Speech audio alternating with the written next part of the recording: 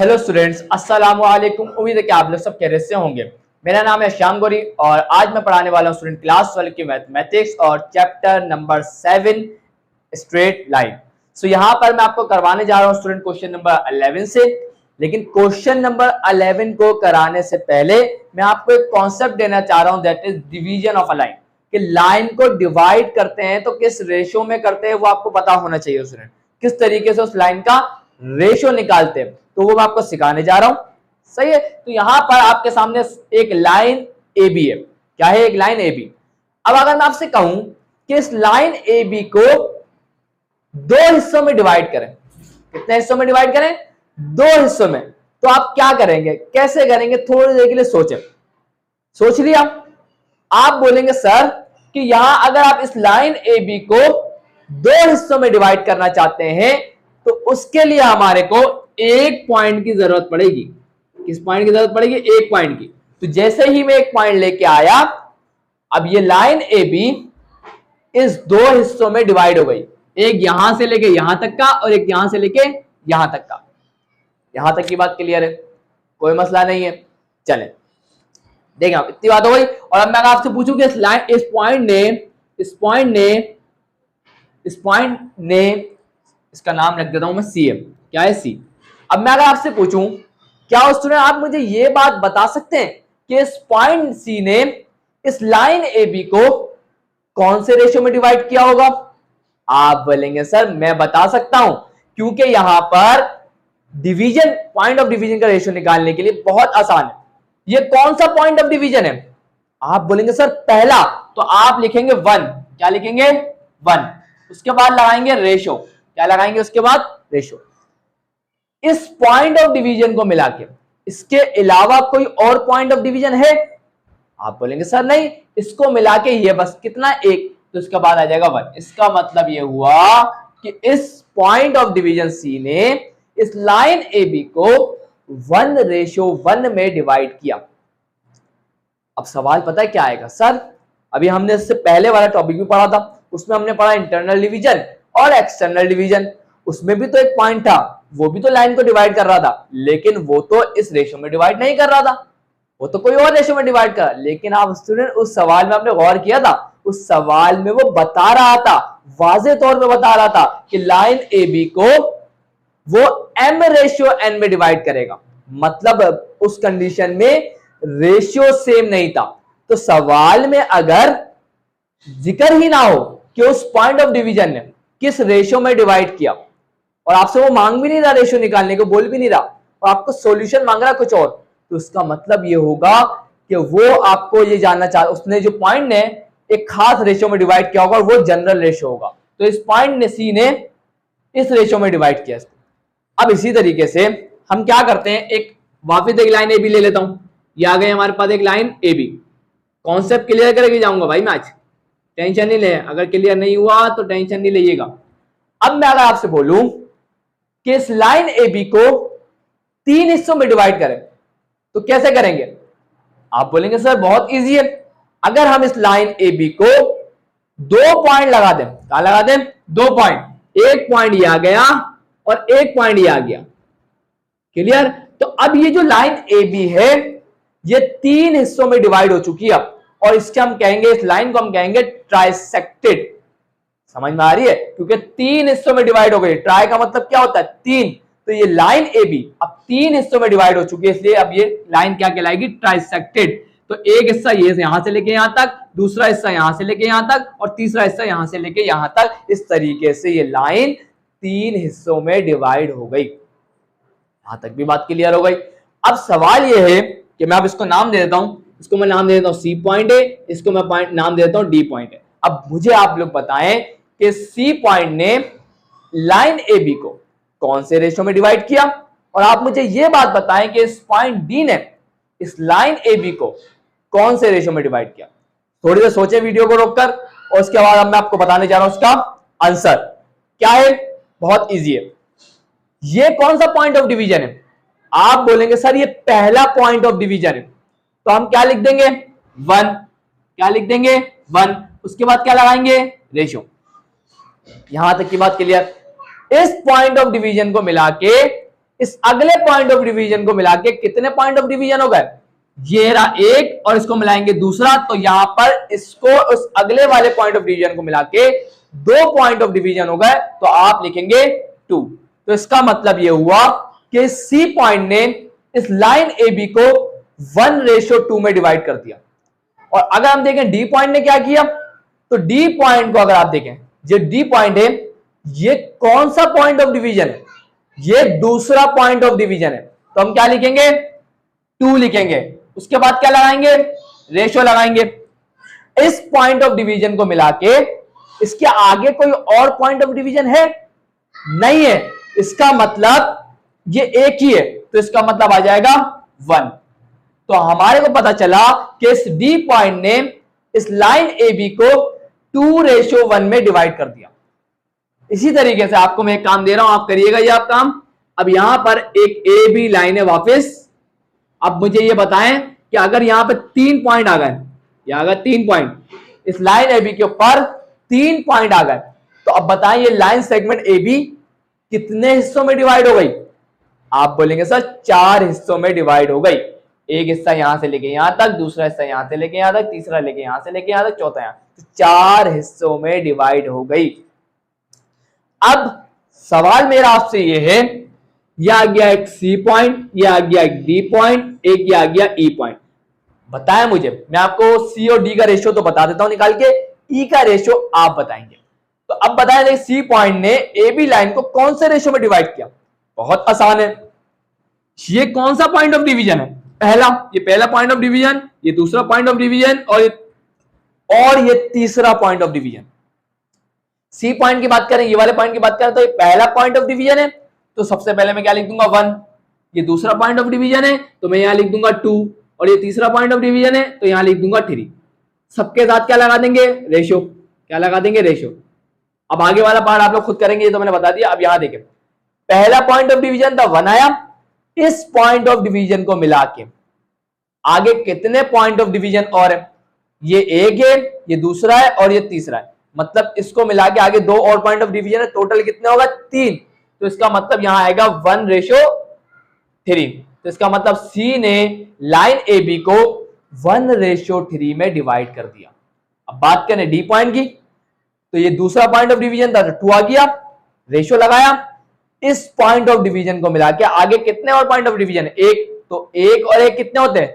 2। मतलब 2 है, तो यहां पे क्या आ जाएगा? 2:2। और ई वाले का सोचें वीडियो रोककर, मैं अभी लिख देता हूं, लेकिन आप वीडियो को रोकें और सोचें।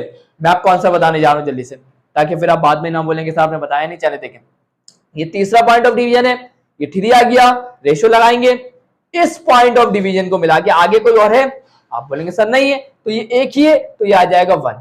तो इस तरीके से रेशियो को फाइंड किया जाता है। ये डिवीजन ऑफ लाइन है, ये क्या कहलाते हैं? Point of division. क्या करते हैं? लाइन को डिवाइड करते हैं रेशियो के अंदर, और उनका रेशियो निकालने का तरीका मैंने आपको बता दिया। अगर सवाल में गिवन है कि इस रेशियो में किया है, तो फिर ये काम नहीं करेगी ट्रिक। ये जब काम करेगी सवाल में पता ही ना हो, और वो अगर सवाल में ये भी कह रहा है कि लाइन ए बी ने m/n में किया है, m/n का मतलब क्या हो गया?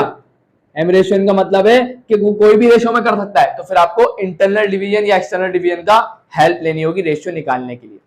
क्लियर? आए आप सवाल की तरफ बढ़ते हैं। सो यहां क्वेश्चन आ चुका है, क्वेश्चन नंबर 11। क्वेश्चन नंबर 11 में एक ए पॉइंट दिया हुआ है, इसके कोऑर्डिनेट्स बता दिए 2,7, एंड एक बी पॉइंट है जिसके कोऑर्डिनेट्स है -4, -8 are coordinates of the line segment A B. सबसे पहली बात, एक बात समझ में आ गई, डायग्राम बना लेंगे। यहां पे बताया उसने हमारे को कि एक लाइन सेगमेंट ए बी है। एक लाइन सेगमेंट क्या है? एक लाइन सेगमेंट ए बी है। ये आ गई ए पॉइंट के कोऑर्डिनेट उसने सवाल में गिवन है 2,7, और एक पॉइंट है बी, और इसके कोऑर्डिनेट भी हमारे को गिवन है, दैट इज -4, -8। अब वो कहना ही चाह रहा है फाइंड द पॉइंट, पॉइंट मालूम करें, point of trisection. Find the point of trisection हमें क्या करने हैं? मालूम करने हैं। तो अब यहां देखें, ट्राइसेक्शन का वर्ड इस्तेमाल हुआ है, इसका मतलब ये है ये लाइन जो है वो ट्राइसेक्टेड हो गई है। मतलब ये इसको लाइन को हमें 3 हिस्सों में डिवाइड करना होगा। और अभी मैंने आपको बताया था अगर लाइन ए बी को 3 हिस्सों में डिवाइड करना है तो कितने पॉइंट ऑफ डिवीजन चाहिए होंगे? 2। तो यहां आ गया एक पॉइंट ऑफ डिवीजन, और यह आ गया दूसरा पॉइंट ऑफ डिवीजन। अब ये लाइन क्या हो गई, 3 हिस्सों में डिवाइड हो गई। तो अब ये जो पॉइंट है वो क्या है, पॉइंट ऑफ ट्रांसेक्शन है। तो अब हमें इस पॉइंट को मैं क्या कह देता हूं, सी पॉइंट है, इस पॉइंट को मैं क्या कह देता हूं, डी पॉइंट है। यहां तक की बात क्लियर है। अब देखिए सवाल में कुछ रेशो का जिक्र नहीं किया, लेकिन उसने बोला कि सी और डी पॉइंट के कोऑर्डिनेट्स निकालने हैं, और निकालने के लिए हमारे पास रेशो का होना बहुत जरूरी है। तो यहां इस सवाल में वो कोऑर्डिनेट्स भी मांग रहा है, रेशो भी नहीं दे रहा। इसका मतलब रेशियो हमें खुद निकालना होगा। कैसे, अभी तो सिखाया मैंने आपको। ये कौन सा पॉइंट ऑफ डिवीजन है, पहला, तो ये आ जाएगा 1। इसको और इसको मिला के कितना होगा, 2, तो ये आ जाएगा 1:2 क्या होगा, इस पॉइंट को रेशियो है। डी पॉइंट की बात करें तो दूसरा पॉइंट ऑफ डिवीजन है, तो 2 आएगा। इसको आगे कोई है ही नहीं, तो ये अकेला एक ही है, तो ये आ जाएगा 1। तो हमने क्या किया, इसके रेशियो लिख दिए। अब हम इजीली सी और डी पॉइंट के कोऑर्डिनेट्स निकाल सकते हैं। तो आइए जरा सॉल्व करते हैं। सबसे पहले हम क्या लिखते हैं कि लेट मान लेते हैं C divide the line A B, line segment A B in the ratio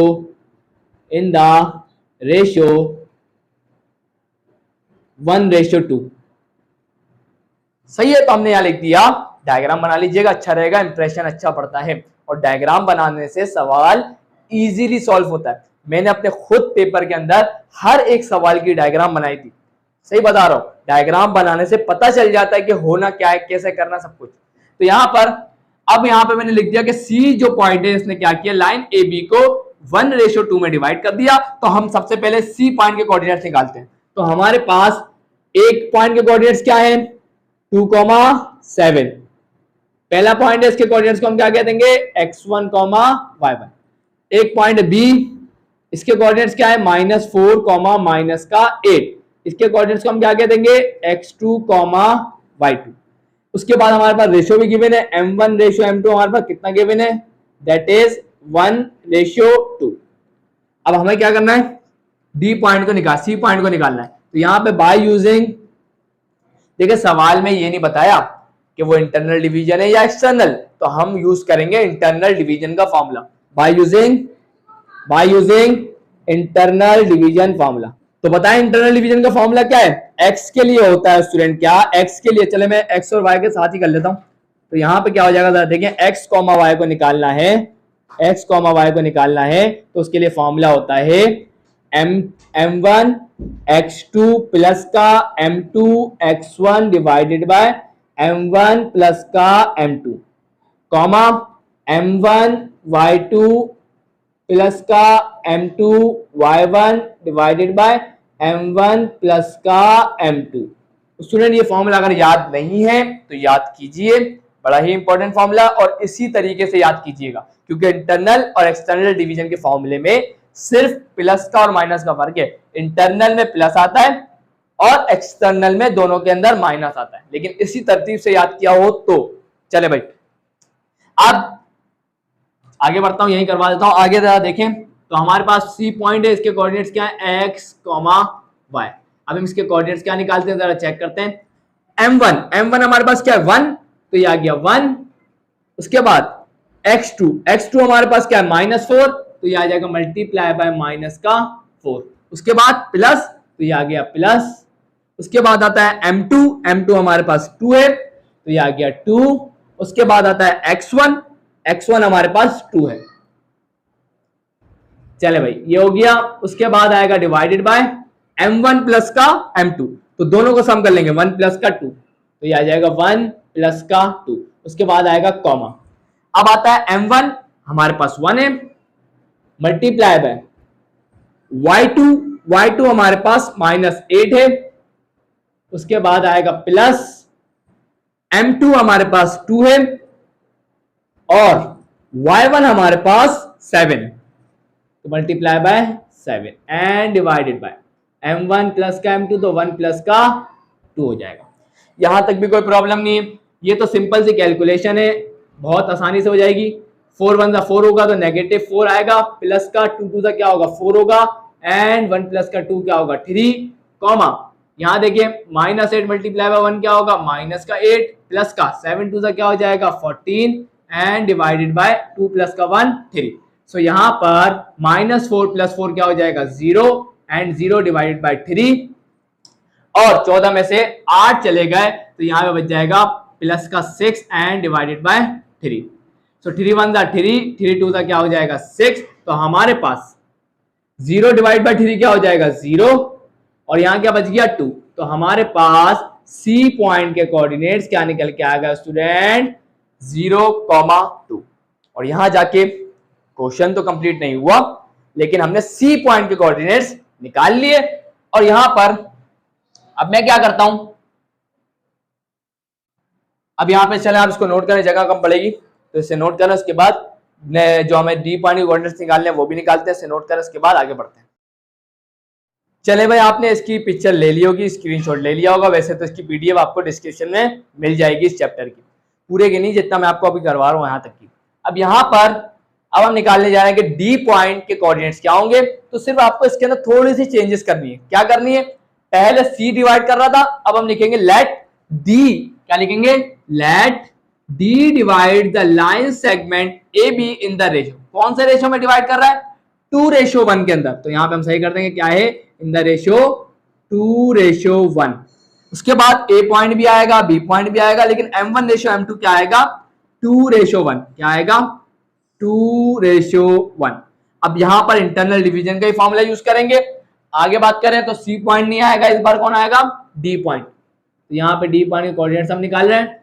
अब यहां से मैं ये सब मिटा देता हूं। यहां देखें m1 हमारा इस कंडीशन में क्या क्या है, m1 हमारे पास 2, तो ये आ गया 2 मल्टीप्लाई बाय x2 हमारे पास क्या है दैट इज -4, ये आ गया -4 प्लस का, उसके बाद आएगा m2 हमारे पास है 1 मल्टीप्लाई बाय, उसके बाद आएगा x1 हमारे पास है 2 and divided by m1 plus का m2 का मतलब क्या है 2 प्लस का 1।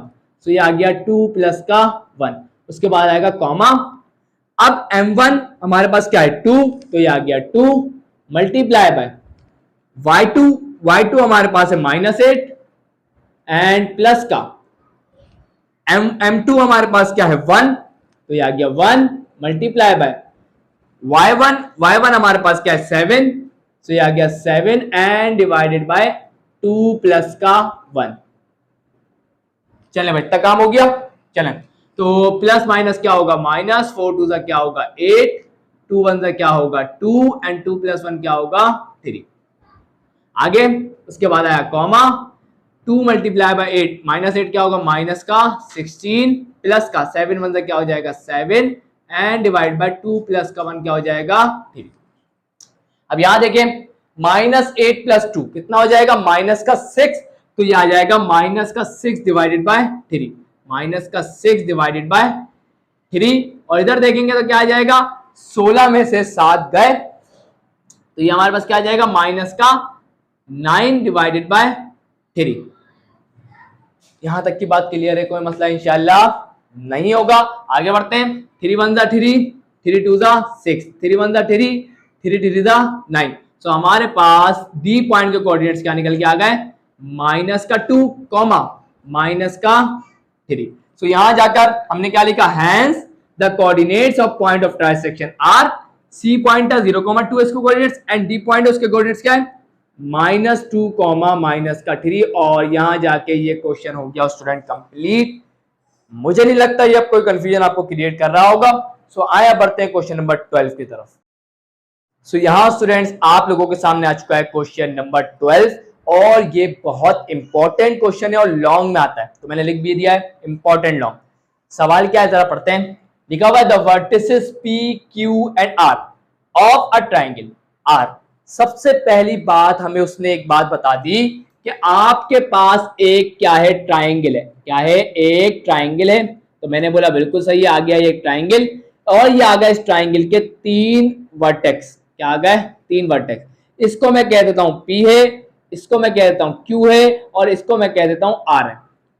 P पॉइंट के कोऑर्डिनेट्स उसने हमें क्या दिए हुए that is 5, sorry P point के कोऑर्डिनेट्स क्या दिए हुए 2, 1। Q पॉइंट के कोऑर्डिनेट्स क्या दिए हुए हैं 5,2 और R पॉइंट के कोऑर्डिनेट्स क्या दिए हुए हैं 3,4। ये सारी बातें मुझे बताई किसने, ये बता रहा है रिस्पेक्टिवली। इसका मतलब P पॉइंट के कोऑर्डिनेट्स 2,1, Q पॉइंट के कोऑर्डिनेट्स 5,2 एंड R पॉइंट के कोऑर्डिनेट्स 3,4। इतना काम हो गया। आगे बढ़ते हैं। Find the coordinates of the circum centre and also the radius of the circum circle of the triangle. Circum circle के हमें क्या निकालना है, सेंटर के कोऑर्डिनेट्स, सर्कम सेंटर के कोऑर्डिनेट्स और रेडियस भी निकालना है सर्कम सर्कल का। अब ये होता क्या है, आप क्या करें, इस ट्राइंगल के 3 वर्टेक्स से मिला दें। इस ट्राइंगल के 3 वर्टेक्स के जरिए आप एक सर्कल बनाएं। क्या बनाएं, एक सर्कम। तो ये कहलाएगा सर्कम सर्कल। क्या कहलाएगा, सर्कम सर्कल। और ये कहलाएगा, इसका बिल्कुल सेंटर जो होगा वो कहलाएगा सर्कम सेंटर। यहां तक की बात क्लियर। हमें इस पॉइंट सर्कम सेंटर के क्या निकालने, कोऑर्डिनेट्स। तो इस पॉइंट को मैं कह देता हूं O है और इसके कोऑर्डिनेट्स को मैं कहता हूं x, y है। यहां तक की बात भी क्लियर है, खुश है ना। चल अब क्या करें सर, अब यहां पर अब ये जो सर्किल है, सर्किल क्या है, सॉरी ट्राइंगल जो है, ट्राइंगल के 3 वर्टेक्स ना इस सर्किल के ऊपर है। आपको एक बात पता है, सर्किल के सेंटर से लेके कोने तक का फासला, सर्किल से सेंटर से लेके कोने तक का फासला, सर्किल के सेंटर से लेके कोने तक का फासला क्या होता है। आप बोलेंगे सर क्या बात कर रहे हैं, सर्किल के सेंटर से लेके कोने तक के फासले को हम कहते हैं रेडियस, और रेडियस सर्किल का सेम होता है। क्योंकि आपको पता है कि यह हमारे पास एक सर्कल है, तो सर्किल के सेंटर से लेकर कोने तक का फासला, कोने तक का फासला क्या होता है, रेडियस। और रेडियस हर जगह से क्या होता है, सेम होता है। यही तो बात का हम फायदा उठाएंगे। कैसे, देखें यहां पे 3 पॉइंट है और तीनों पॉइंट सर्किल के कोने पर है। तो इसका मतलब ये पॉइंट O है, तो इस पॉइंट O से लेके P तक का फासला, इस पॉइंट O से लेके Q तक का फासला, इस पॉइंट O से लेके R तक का फासला क्या होगा, सेम होगा, क्योंकि रेडियस है। क्लियर। तो इसका मतलब है इसी बात का क्या लेंगे हम लोग, फायदा उठाएंगे। सबसे पहला काम हमें समझ में आ गया, क्या करना है। तो सबसे पहला काम जो हमें समझ में आया वो ये है कि हमारे को पॉइंट O से लेके P तक का फासला निकालना होगा, पॉइंट O से लेके Q तक का फासला निकालना होगा, और पॉइंट O से लेके R तक का फासला निकालना होगा। तो निकालते हैं। सबसे पहले ये लॉन्ग में क्यों आता है अभी आपको पता चल जाएगा। तो यहां पर हम निकालते हैं 4 OA डिस्टेंस। इसके लिए निकालते हैं 4 OA डिस्टेंस का काम करते हैं। डायग्राम लाजमी बनाइएगा, सही है ना। चलें तो सबसे पहले हम ले लेते हैं OA डिस्टेंस, नहीं ले रहा, गलती हो गई। ए पॉइंट तो हमारे पास ए भी नहीं, OP का डिस्टेंस निकाल रहा हूं, सही है ना। तो देखिएगा हमारे पास O पॉइंट क्या है, हमारे पास उसके कोऑर्डिनेट्स को है x, y है। तो हमारे को इसको बोल देता हूँ कि ये x1, y1 होगा। एक पॉइंट P है, इसके कोऑर्डिनेट्स क्या है 2, 1 और ये आ गया हमारे पास 2, 1। तो ये हमारे पास कितना, इसके कोऑर्डिनेट्स को मैं क्या कह दूंगा x2, y2। अब bye using distance formula, distance formula क्या है भाई, डिस्टेंस फॉर्मूला हमारे पास है √x2 माइनस के x1 का whole square plus y2 minus के y1 का होल स्क्वायर। तो this is actually a distance formula. तो यहां पे वैल्यूज को पुट करें। तो यहां पर x2 हमारे पास क्या है 2, तो ये आ गया 2 माइनस का x1 हमारे पास क्या है x, तो ये आ जाएगा x और इसका क्या आ जाएगा होल स्क्वायर प्लस y2 हमारे पास क्या है 1 माइनस का y1 हमारे पास क्या है y, तो ये आ जाएगा इसका whole square. Clear. a minus b के होल स्क्वायर का फॉर्मूला यहां भी लगा दें, a माइनस बी के होल स्क्वायर का फॉर्मूला यहां भी लगा दें। तो डायरेक्ट लगाऊंगा, ज्यादा लंबी कहानी नहीं कर रहा। 2 का स्क्वायर क्या होगा 4 माइनस 2, a हमारे पास क्या है 2, b हमारे पास क्या है x प्लस b का स्क्वायर मतलब x का क्या आ जाएगा स्क्वायर प्लस 1 का स्क्वायर क्या होगा 1 माइनस 2, a हमारे पास कौन है 1, b हमारे पास कौन है y प्लस b का स्क्वायर मतलब y का स्क्वायर। यहां तक कोई प्रॉब्लम, कोई मसला नहीं है। और ये हमने क्या निकाला है, ये हमने असल में निकाला है ओ ए डिस्टेंस क्या निकाला है, ओ सॉरी ए क्यों आ रहा है बार बार, ओ पी का डिस्टेंस निकाला है। किसका निकाला है, ओ और पी के दरमियान का डिस्टेंस, ये आ गया। चले भाई, जैसा कि मैंने आपको बताया कि हमने ओ और पी के दरमियान का डिस्टेंस निकाल लिया, अब हम निकालेंगे ओ और क्यू के दरमियान का डिस्टेंस। तो किसके लिए काम करेंगे, फॉर ओ क्यू डिस्टेंस। तो यहां पर हमारे पास ओ पॉइंट के कोऑर्डिनेट्स क्या है, एक्स कॉमा वाई। इसके कोऑर्डिनेट्स को, पहला पॉइंट है तो इसके कोऑर्डिनेट्स को हम क्या कहेंगे, x1 कॉमा y1। दूसरा पॉइंट है हमारे पास q, इसके कोऑर्डिनेट गिवन है सवाल है 5 कॉमा 2, इसके कोऑर्डिनेट्स को हम कह देंगे x2 कॉमा y2। आप किसको यूज करेंगे, डिस्टेंस फॉर्मूला को, तो भाई होल स्क्वायर, बार बार लिखना है आपको ये फॉर्मूला। अब क्या होगा जरा देखते हैं, x2 हमारे पास क्या है 5 माइनस का x1 हमारे पास क्या है x, तो इसका क्या आ जाएगा होल स्क्वायर, प्लस y2 हमारे पास क्या है 2 माइनस का y1 हमारे पास क्या है y, तो ये आ जाएगा इसका होल स्क्वायर। सिंपल काम, a माइनस बी के होल स्क्वायर का फॉर्मूला लगा देंगे, तो 5 का स्क्वायर क्या होगा 25 माइनस का 2, a हमारे पास क्या है 5, b हमारे पास क्या है x, प्लस b का स्क्वायर मतलब x का स्क्वायर। उसके बाद प्लस इधर भी लगा देंगे, 2 का स्क्वायर क्या होगा 4 माइनस 2, ए हमारे पास क्या है 2, बी हमारे पास क्या है y, प्लस बी का स्क्वायर मतलब y का स्क्वायर। असल में क्या करता हूं, इसकी भी एक और लाइन लिख देता हूं ताकि आपको भी कंफ्यूजन ना हो। तो देखिए एक्स स्क्वायर को पहले लिख देता हूं, यह आ गया x square, plus y square को भी पहले लिख देता हूं। उसके बाद माइनस 2 टू द 4 और 4 मल्टीप्लाई बाय एक्स क्या हो जाएगा 4x, और माइनस 2 1 द 2 और 2 मल्टीप्लाई बाय वाई क्या हो जाएगा 2y, और यहां देखिए 4 प्लस 1 कितना हो जाएगा 5। यहां तक की बात क्लियर है। इसको भी मैं एक स्टेप बढ़ा देता हूं, क्या हो जाएगा जरा देखें, पहले लिख दूंगा एक्स स्क्वायर को, उसके बाद लिख दूंगा वाई स्क्वायर को, उसके बाद जाना minus 2 5 the 10 10 multiply by x क्या होगा 10x, और यहां देखिए minus 2 to the 4 4 multiply by y क्या हो जाएगा 4y, और 25 प्लस का 4 कितना हो जाएगा 29। यहां तक की बात क्लियर है। ये हमने क्या निकाला है, ये हमने निकाला है O और Q के दरमियान का डिस्टेंस। यहां हमने क्या निकाला है O और P के दरमियान का डिस्टेंस। आप क्या कह रहे हैं सर, आप बोलेंगे सर बिल्कुल, अभी हमने O P का और Q का निकाल लिया, अब हम निकालेंगे O R के दरमियान का डिस्टेंस। तो यहां पे लिखेंगे फॉर O R के दरमियान का डिस्टेंस निकालने के लिए, तो यहां पर क्या हो जाएगा, O पॉइंट को लिखेंगे, O पॉइंट के कोऑर्डिनेट्स क्या है x, y, तो हम क्या लिख देंगे, पहला पॉइंट है इसके कोऑर्डिनेट्स क्या होंगे x1, y1। नजर चले भाई, अब तो नजर आ रहा है, आगे बढ़ते हैं। तो अब इसके बाद O आ गया, उसके बाद R पॉइंट के कोऑर्डिनेट्स हमारे पास सवाल में क्या गिवन है 3, 4, तो ये आ गया 3, 4। दूसरा पॉइंट है, इसके कोऑर्डिनेट्स को हम कह देंगे x2, y2। किसको यूज करेंगे, by using distance formula, whole square. Clear, जल्दी से लगाते हैं हम, तो क्या हो जाएगा देख लेते हैं, अंडर रूट x2 हमारे पास क्या है, x2 हमारे पास है 3, आ गया 3, माइनस x1 क्या है x, आ गया, इसका क्या आ जाएगा होल स्क्वायर, प्लस y2 क्या है 4, तो ये आ गया 4 माइनस का y1 क्या है y, तो ये आ जाएगा y, और इसका क्या आ जाएगा होल स्क्वायर। एक दफा देख लूं कि नजर आ रहा है सही, चले भाई बिल्कुल सही नजर आ रहा है। आगे वाला स्टेप यहां करवाऊंगा, तो देख लें क्या हो जाएगा, जरा देखें a माइनस बी के होल स्क्वायर का फॉर्मूला, a माइनस बी के होल स्क्वायर का फॉर्मूला लगा रहा हूं, देख लीजिएगा।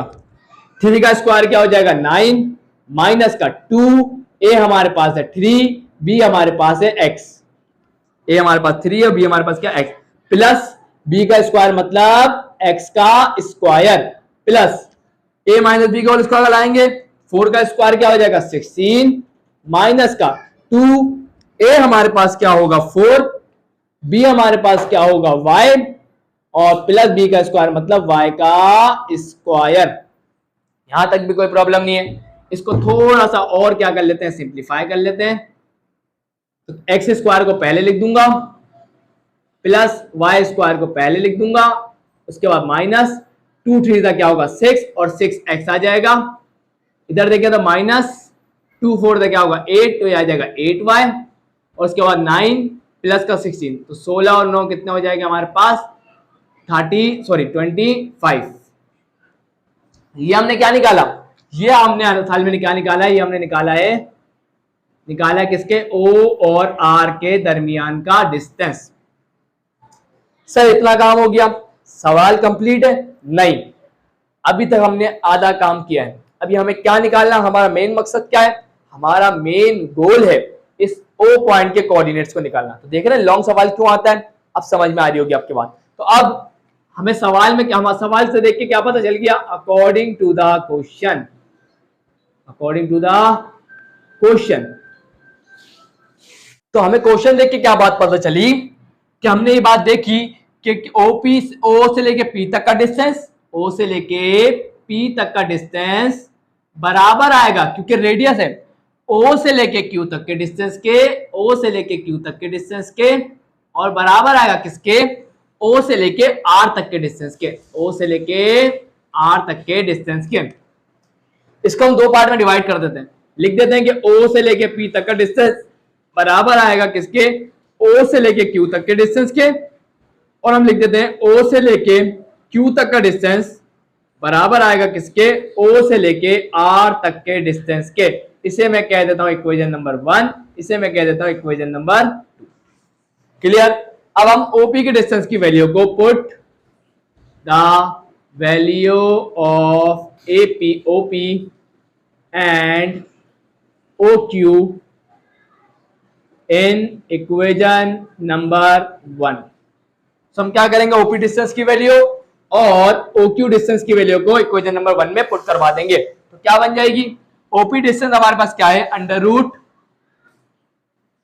एक्स स्क्वायर प्लस का वाई स्क्वायर माइनस का 4x माइनस का 2y और माइनस का प्लस का 5 is equal to under root, अब यहां देखें ओ क्यू का डिस्टेंस क्या निकल के आया था, एक्स स्क्वायर प्लस का वाई स्क्वायर माइनस का 10x फिर माइनस का 4y प्लस का 29।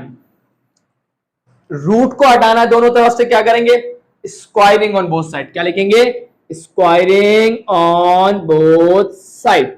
अब देखो स्टूडेंट, स्टेप ज्यादा नहीं करूंगा मैं, ज्यादा स्टेप करूंगा तो क्या होगा, टाइम जाया होगा। तो मैं क्या करता हूं, डायरेक्ट आप समझ गए, स्क्वायरिंग ऑन बोथ साइड करेंगे तो काट देंगे। तो आगे बढ़ता हूं, क्या बचेगा, एक्स स्क्वायर प्लस का वाई स्क्वायर माइनस का 4x माइनस का 2y प्लस का 5 is equal to x square plus का वाई स्क्वायर माइनस का 10x माइनस का 4y प्लस का 29। चले मैं लिख देता हूँ ये स्टेप, पता चला पीडीएफ बना रहा हूं तो गड़बड़ ना हो जाए, तो लिख ही देता हूँ इस स्टेप को।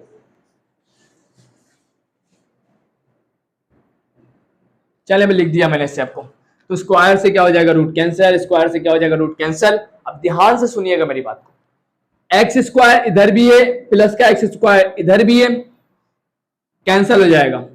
वाई स्क्वायर प्लस का वाई स्क्वायर क्या हो जाएगा, कैंसिल। अब आप बोलेंगे सर क्या बात कर रहे हैं, दोनों प्लस के तो कैंसिल कैसे हो रहे हैं। तो भाई देखिए, प्लस का एक्स स्क्वायर इधर आके क्या होगा, माइनस का, तो प्लस का एक्स स्क्वायर माइनस का एक्स स्क्वायर कैंसिल, प्लस का वाई स्क्वायर यहीं पर ही है, ये प्लस का वाई स्क्वायर इक्वल टू दूसरा रहेगा क्या होगा, माइनस का वाई स्क्वायर, प्लस का वाई स्क्वायर माइनस का वाई स्क्वायर कैंसिल। तो मैं काट देता हूं पहले ही, बचा क्या, माइनस का 4x माइनस का 2y प्लस का 5, ये माइनस का 10x इधर आके क्या हो जाएगा, प्लस का 10x, ये माइनस का 4y इधर आके क्या हो जाएगा, प्लस का 4y, ये प्लस का 29 इधर आके क्या हो जाएगा, माइनस का 29 इज इक्वल टू 0।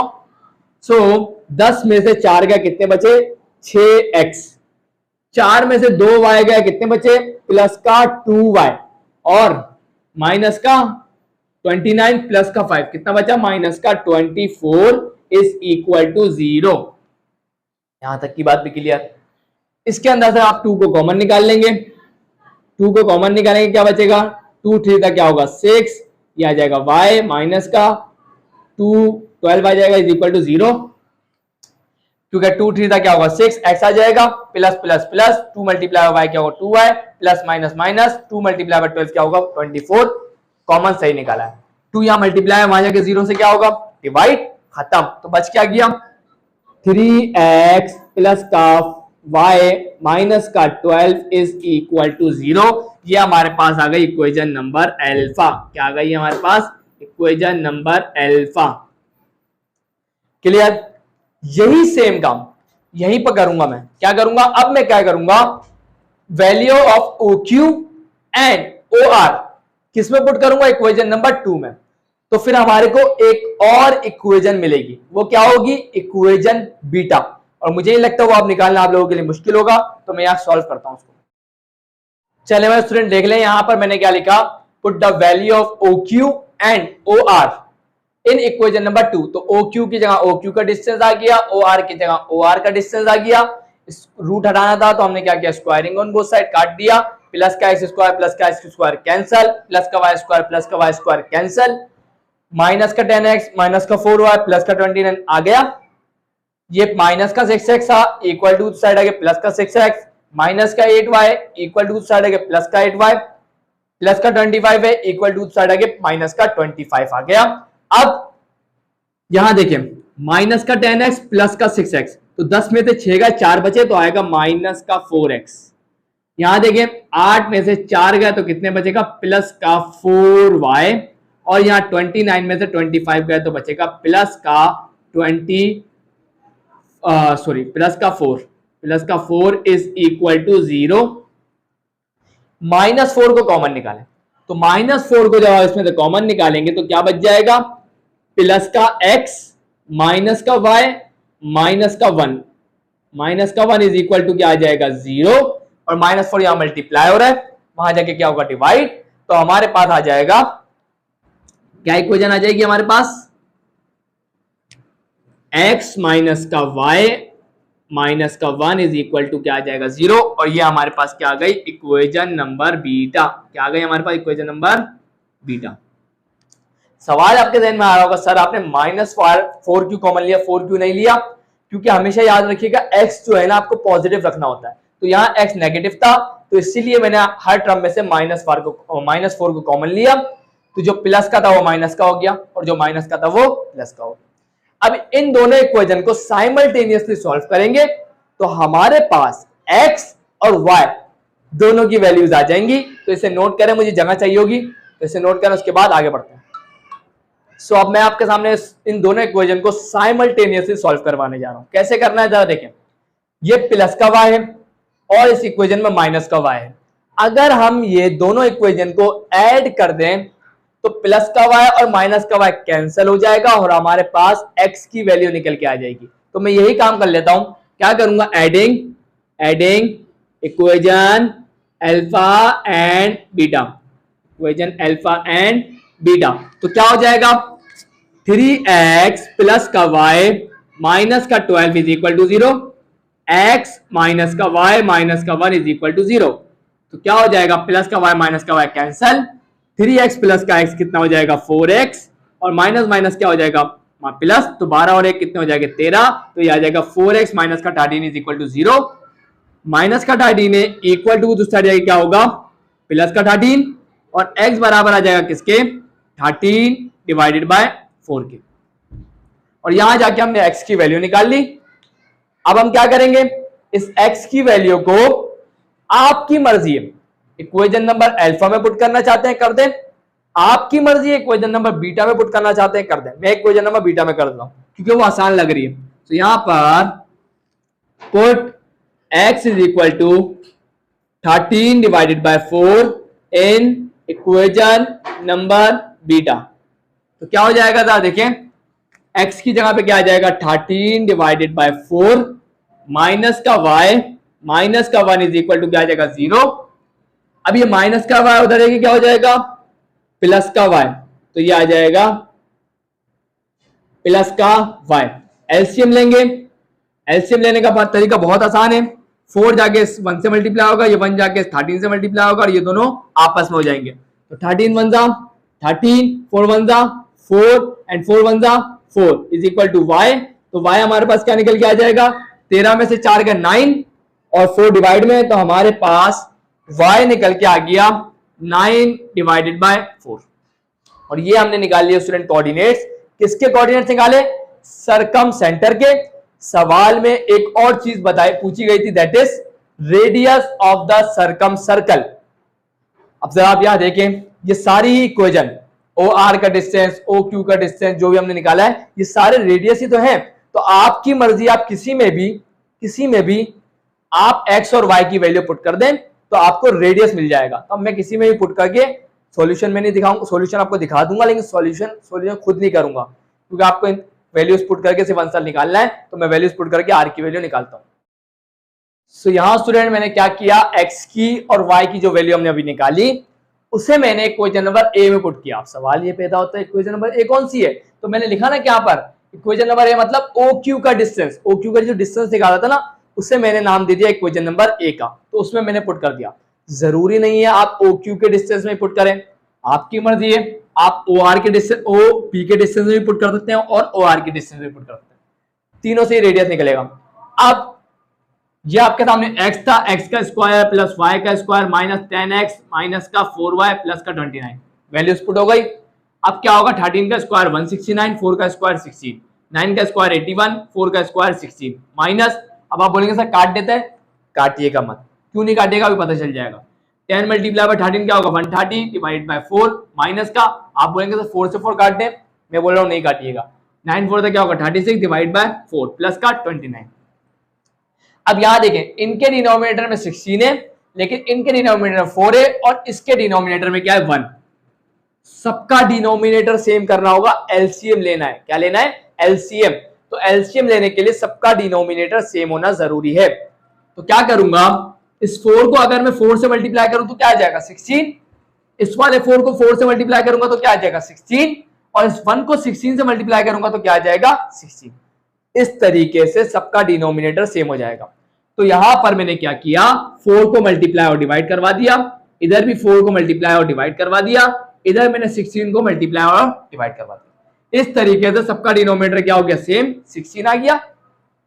16 को मैंने एक दफा लिख दिया। अब आप बोलेंगे सर आपने तो 4 का स्क्वायर लिखा है, 4 का स्क्वायर क्या होता है 16 ही होता है ना, आप बोलेंगे सर बिल्कुल। अब ऊपर वालों को जो ऐड और ऐड करें, सब्ट्रैक्ट और सब्ट्रैक्ट करेंगे तो 169 प्लस का 81 माइनस का जो भी वैल्यू आएगी 520 आई है, माइनस का इसको मल्टीप्लाई करेंगे 144 आएगा, इसको मल्टीप्लाई करेंगे 464 आएगा। कैलकुलेटर में डाल के सॉल्व करेंगे तो 50 आएगा, और यहां पर स्क्वायर से क्या हो जाएगा, रूट कैंसिल हो जाएगा तो 4 आ जाएगा। और अंडर रूट 50 को अगर आप देखेंगे तो आप ऐसे भी लिख सकते हैं 5 मल्टीप्लाई बाय 5 मल्टीप्लाई बाय 2, क्योंकि 5 5 क्या होगा 25 और 25 मल्टीप्लाई बाय 2 क्या होगा 50। 5 कॉमन है, 5 का स्क्वायर हो जाएगा, स्क्वायर से रूट कैंसिल होगा, 5 बाहर आ जाएगा और अंडर 2 आ जाएगा, और डिवाइड में क्या है 4। तो या तो ये लिख दें या तो ये लिख दें, आंसर क्या है करेक्ट है। और हमने एंड में क्या लिख दिया, hence the coordinate of the circumcentre are, ये निकाले हमने, and the radius of the circumcircle is 5 under root 2 divided by 4। यहां जाकर ये क्वेश्चन, लॉन्ग क्वेश्चन कंप्लीट होता है। और आज की वीडियो में यही एंड करता हूं। वीडियो अच्छी लगी लाइक जरूर करिएगा, चैनल को सब्सक्राइब करके बेल आइकन पे करके ऑल पे जरूर क्लिक करिएगा। और जो भी प्रॉब्लम है वीडियो के स्टार्ट में आपको मेरा व्हाट्सएप नंबर मिल जाएगा, कांटेक्ट कर लीजिएगा कोई भी प्रॉब्लम हो। सो वीडियो में एंड करता हूँ। वीडियो अच्छी लगी लाइक जरूर करिएगा, चैनल को सब्सक्राइब करके बेल आइकन पे करके ऑल पे जरूर क्लिक करिएगा। सो मिलता हूँ नेक्स्ट वीडियो में, तब तक के लिए अल्लाह हाफिज।